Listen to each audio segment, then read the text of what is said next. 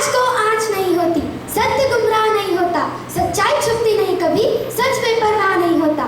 सुप्रभात सम्माननीय शिक्षक वृंद, उपस्थित बालक वृंद एवं मेरे प्रिय सहपाठियों, मैं प्रचिति राजवाड़े कक्षा 7वीं स की छात्रा आज आपके समक्ष सत्य की जीत इस विषय पर अपने विचार प्रस्तुत करने जा रही हूँ।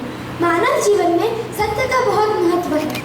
सत्य ही वह कारण है जिसके द्वारा हम किसी भी व्यक्ति पर विश्वास कर सकते हैं और सत्य ही वह माध्यम है जिसके द्वारा इस संसार में मानवता बची हुई है। सत्य भले ही अपरिवर्तनशील होता है, जबकि झूठ परिस्थितियों के अनुसार बदलता रहता है।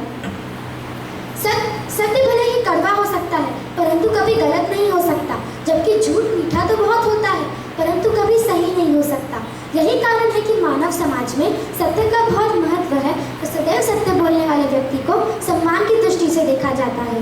भारतीय संस्कृति में भी सत्य को अत्यंत ही महत्व दिया गया है और इतिहास में ऐसे कई उदाहरण मिलते हैं जिनमें व्यक्ति ने सत्य के लिए अपना सब कुछ न्यौछावर कर दिया हो। राजा हरिश्चंद्र उन उदाहरणों में से एक है जिन्होंने सदैव सत्य का साथ दिया और समय आने पर सत्य के लिए अपना सब कुछ न्यौछावर कर दिया। यही कारण है कि राजा हरिश्चंद्र की किसी भी व्यक्ति की ईमानदारी की तुलना राजा हरिश्चंद्र के साथ की जाती है। सत्य के विषय में किसी महापुरुष ने कहा है कि सत्य को परेशान किया जा सकता है किंतु पराजित नहीं किया जा सकता। सत्य को शुरू में कई परेशानियां झेलनी पड़ती है, लेकिन अंत में जीत सत्य की ही होती है। ऐसा कभी नहीं हुआ कि सत्य की हार हुई हो और असत्य की जीत। किसी भी व्यक्ति को जीवन में उन्नति करने के लिए सच्चा होना अत्यंत ही आवश्यक है, क्योंकि सत्य का मार्ग उन्नति की ओर ले जाता है।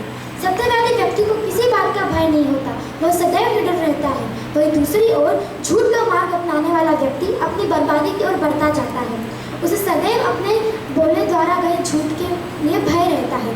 इसलिए प्रत्येक व्यक्ति को सत्य बोलना चाहिए और इसे अपने जीवन में आत्मसात करना चाहिए। धन्यवाद।